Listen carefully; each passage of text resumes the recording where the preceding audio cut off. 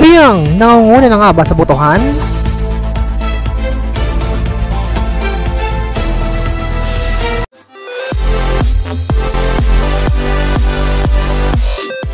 Ngayong gabi nga ay makikilala na natin ang huling lalabas ng bahay ni Kuya.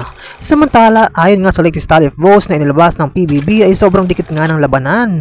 Samantala, ayon nga sa mga netizens, kung pagbabasehan daw ang mga likes, views, reactions, or engagement sa iba't ibang social media accounts, ay nangunguna nga si Piang. Ibig sabihin na ba nito na siya ang nangunguna sa botohan? O baka naman isa kinakulit kay Rain at JM na kaya ang lalabas ng bahay ni Kuya?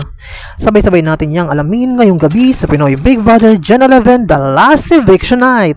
For more videos, just don't forget to like, share, and comment, and don't forget to subscribe!